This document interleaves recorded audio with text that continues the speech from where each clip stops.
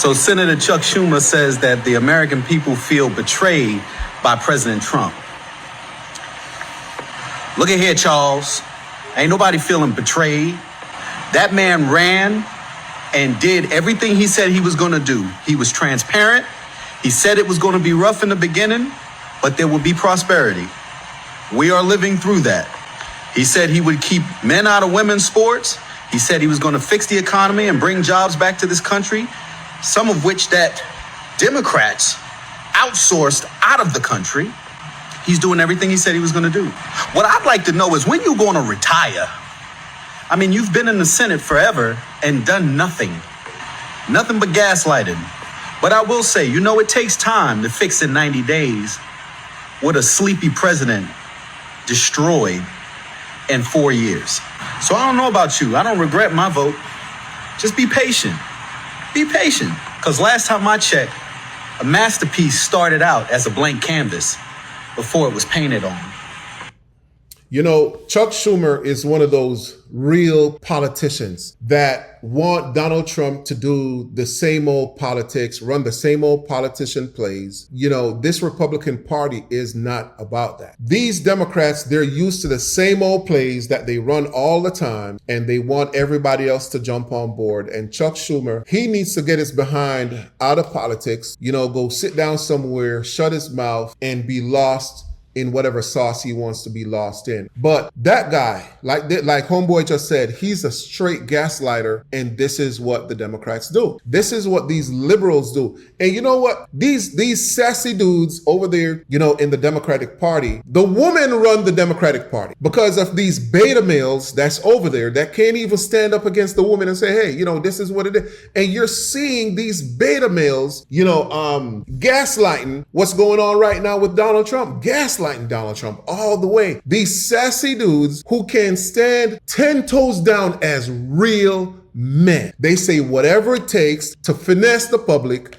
and because they can't finesse whoever they need to finesse anymore, because a lot of, majority of America woke up. I was once on the Democratic plantation myself, and I woke up because I saw how these people work. These people are evil people. They're gaslighters. And what they do is when they don't get their own way, they start calling you all types of stuff. They start calling you fascist. They make up all these words. They say you hate people, this, that, and they turn their followers against anybody who stands against their beliefs and whatever they stand for. That's who the Democratic Party are. They're liars. They lied to the general public for years. Clinton was one of the biggest liars. This man was the president that black people said we could depend on this man. Pity we didn't even understand the depth of evil that this man was bringing to the black community. And if you really do your research and see how this man really, betrayed black folks, we voted for him, you wouldn't even understand half the things that evil dude Bill Clinton was doing in there. And after I learned about it, because look, I'm no politician, I'm no expert, I'm no super expert when it comes to politics, but one thing I do know is I have common sense to figure out, to research, and find out. After you start hearing a lot of things that he was doing, being in office, I started researching. And you'll be surprised, man, what some of these people do when they got in there. Obama, I know we all love Obama. I ain't gonna lie, we all love Obama. I actually appreciated the way, Barack Obama and Michelle Obama represented the White House. We needed a fresher breath here and in the White House, and what they did, they looked good. They represented it with style, with class and grace. And we adored the Obama. But Obama, who was supposed to be the new black hope, he did more for the rainbow community, which is the LGBTQAIBCDEFG.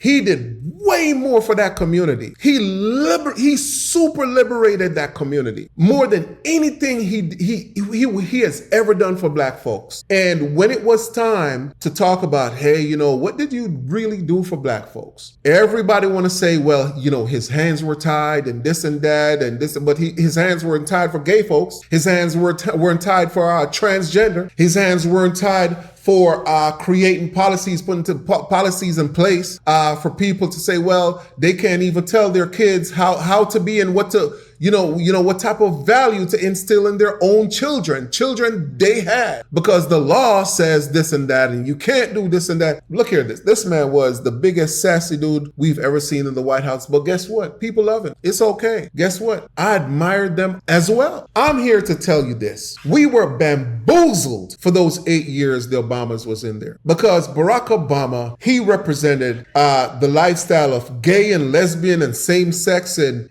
all that nasty stuff that we see going on right now that has spiraled out of control. He's the one who set that thing off. That's his legacy. The LGBT community, that's his legacy. And now we're seeing Michelle, talking about stuff and putting stuff out there. And even his own children, one of them actually changed their last name.